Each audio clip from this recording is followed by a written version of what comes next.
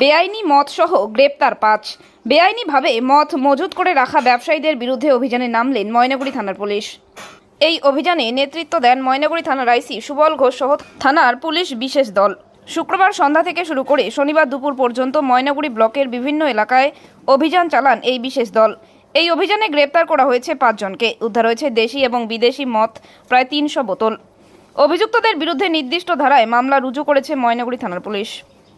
শুক্রবার ও শনিবার ময়নাগুড়ির নতুন বাজার, টেকাটুলি, চূড়াভান্ডা, ঝাঁঝাঙ্গি, জলপেশ সহ বেশ কিছু এলাকায় অভিযান চালায় পুলিশ। শুক্রবার সন্ধ্যায় নতুন বাজার এলাকায় খাবারের দোকানের আড়ালে বেআইনিভাবে মদের কারবার চালান বেশ কিছু ব্যবসায়ী। সেখান থেকে লক্ষণ সরকার এবং দীপক দাস নামের 2 ব্যবসায়ীকে গ্রেপ্তার করে পুলিশ। অন্যদিকে শনিবার জলপেশ, টেকাটুলি এবং চূড়াভান্ডার এলাকায় অভিযান চালিয়ে তপন বর্মন, রামপাল এবং সৌরভ মণ্ডল নামে 3 ব্যবসায়ীকে গ্রেপ্তার করে পুলিশ। শুক্রবার এবং শনিবারের অভিযানে প্রায় 300 বোতল দেশি এবং বিদেশি মদ বাজেয়াপ্ত করা হয়েছে। ধৃত 5 জনের বিরুদ্ধে নির্দিষ্ট ধারায় মামলা রুজু করেছে পুলিশ। এই বিষয়ে ময়নাগুড়ি থানার আইসি সুবল ঘোষ বলেন, মদমুক্ত এবং নেশামুক্ত ময়নাগুড়ি গড়ার লক্ষ্যে আমাদের অভিযান চলছে এবং আগামীতেও এই অভিযান চলবে। যাদের গ্রেপ্তার করা হয়েছে তাদের বিরুদ্ধে মামলা রুজু করা হয়েছে। আমাদের ময়নাগুড়ি এলাকাতেই রামসাই অঞ্চলে কাজলদিঘিতে একটা মদের কারখানা, ভেজাল মদের কারখানা হদিশ পাওয়া গেছে এবং সেখান থেকে প্রচুর যে র ম্যাটেরিয়াল এই মদ তৈরি করতে সেগুলো বাজেয়াপ্ত করেছে। আমি ধন্যবাদ জানাই পুলিশ প্রশাসন এবং আবগারি দপ্তরকে যে তারা তাদের সাফল্যের কারণে এটা সম্ভব হয়েছে। অনেক মানুষের হয়তো নড়লে পড়ে প্রাণহানি ঘটতো, ধীরে ধীরে বিষক্রিয়া তাদের প্রাণ চলে যেত। কিন্তু আমি আশ্চর্য হয়ে যাই যে সেই কাজলদিঘি বুথ, যেখানে ওই এলাকা দীর্ঘদিন আমরা কোনোদিন জিততে পারিনি, এখানে বিজেপির প্রধান রয়েছেন এবং প্রধান নয়, বিজেপির উপপ্রধানও রয়েছেন সেখানে সেই বুথ থেকে। তো সুতরাং তার একটা বুথ মানে ছোট জায়গা, এবং আমরা মনে করি যে প্রত্যেক একটা পঞ্চায়েত এলাকায় একটা পঞ্চায়েত ওই এলাকার প্রত্যেকের হাড়ির খবর রাখে। সুতরাং সেখানে বিরোধী একজন পঞ্চায়েত আমাদের রয়েছে, তিনি ওখানে কি করছিলেন? আমার তো মনে হয় তার যোগসাজশ ওখানে থাকতে পারে। এবং বলা হচ্ছে যে ওটা তৃণমূল কংগ্রেসের নেতা। কোথায় তৃণমূল কংগ্রেসের নেতা, কোন পদে আছে? আমি তো আজ পর্যন্ত চিনলাম না। ওখানে আমরা ওই বুথ এত সাংগঠনিকভাবে দুর্বল যে আমরা বুথটা অদ্যাবধি জিততে পারিনি, কোনোদিনও লিড পাইনি আজ পর্যন্ত কোনো ভোটে। তো সুতরাং সেই বুথে এত বড় একটা কারখানা চলছে, কোনো উপপ্রধানের যোগসাজশ ছাড়া এটা হয়েছে বলে আমার মনে হয় না। এবং পাশাপাশি বলবো যে আমাদের ময়নাগুড়ি থেকে আবগারি দপ্তর ধূপগুড়িতে চলে যাওয়াটা আমার মনে হয় কিছুটা এইটার একটা সুযোগ নিয়েছে। এই সুযোগটা নেওয়ার ফলে এটা গজিয়ে উঠেছে। যা হোক, আমি তবুও সাধুবাদ জানাই পুলিশ প্রশাসন এবং আবগারি দপ্তরকে যে তাদের তৎপরতায় এটা অন্তত বন্ধ হয়েছে। এবং পাশাপাশি আমি সকল স্তরের আমাদের ময়নাগুড়িবাসীর কাছে আবেদন রাখবো যে এরকম কিছু ওখানে একটা এত বড় কারখানা দীর্ঘদিন থেকে চলছে, ওই এলাকার কোনো মানুষের নজরে এলো না। এটা কিন্তু খুবই ভাবার বিষয়। আমি সকলের কাছে আবেদন রাখবো যে কখনো কারো যদি নজরে এরকম কিছু জিনিস আসে যেটা সন্দেহ থাকে যেটার মধ্যে, সেটা পুলিশ প্রশাসন তো রয়েইছে। পুলিশ প্রশাসন এখন মানুষের ঘরে ঘরে গিয়ে জনসংযোগ করছে, তাদের সঙ্গে যোগাযোগ করা খুবই সহজ।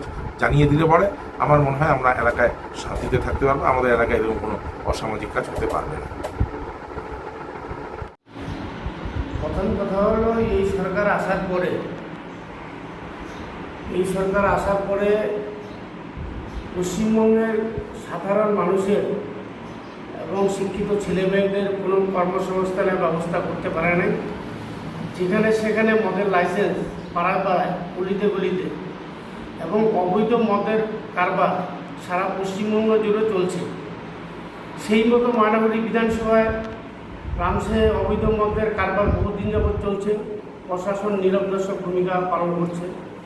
অথচ ময়নাগুড়িতে আবগারি দপ্তর ছিল, সেই আবগারি দপ্তরটা কখন কোন সময় উঠিয়ে ধূপগুড়িতে নেওয়া হলো আমরা সাধারণ মানুষ কিছুই জানতে পারলাম না। এটা সরকারের সদিচ্ছার অভাব। সরকার ইচ্ছা করলে এই অবৈধ মদের ঠ্যাক অনেক আগেই বন্ধ করতে পারত। এদের থেকে এরা হত্যা নিচ্ছে, এই চোরেদের দল। তাই অনেক পরে টের পাওয়া গেল এত বড় একটা ঘটনা। প্রশাসন কি জানে না? প্রশাসন কি নজরে নাই? এদের থেকে তুলনা নিয়েই তো আজকে কোটি কোটি টাকা মন্ত্রীদের ঘরে পাওয়া যাচ্ছে। সেই মন্ত্রীরা আজকে জেলে, আগামী দিনে প্রত্যেকেই জেলে যাবে। বললাম, আবগারি দপ্তরের ময়নাগুড়িতে দীর্ঘদিন থেকে আবগারি দপ্তরের একটা অফিস ছিল। তো ইতিপূর্বে এই ধরনের এত বড় ইয়ে পাওয়া যায়নি আমাদের ধারণা। তো এই যে আবগারি দপ্তরটা উঠে গেল, এটা কিভাবে আপনি নিচ্ছেন?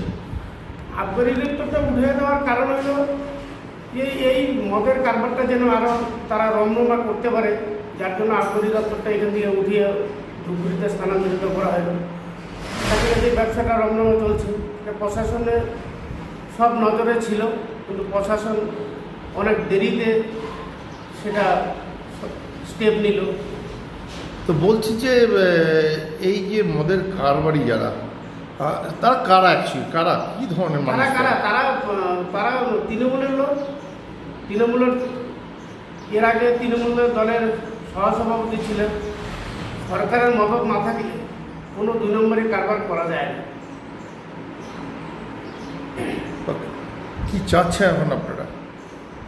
আমরা চাচ্ছি যিনি এই কারবারের সাথে যুক্ত তার জন্য কঠিন সাজা হয়, এবং পশ্চিমবঙ্গে এরকম মদের কারবার অনেক জায়গায় আছে, এগুলো যেন বন্ধ হয়। পশ্চিমবঙ্গের পরিবেশ আজকে নষ্ট করে দিচ্ছে এই সরকারের মদতে। পশ্চিমবঙ্গের মানুষকে বাঁচাতে গেলে এই সমস্ত মদের কারবারগুলো বন্ধ হওয়া উচিত। প্রশাসনের দৃষ্টি আকর্ষণ করছে। বললাম এই যে ভেজাল মদ, এই মদ খেয়ে তো অনেক মানুষ মারা যেতে পারত।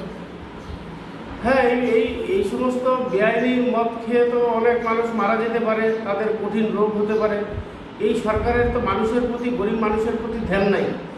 তারা কিভাবে সরকারটা টিকে থাকবে, ভোট লুট করে যেন তেন প্রকারে ক্ষমতার বলে তারা টিকে থাকবে, সাধারণ মানুষের চিন্তা করে না, তারা শুধু নিজেদের চিন্তাই করে।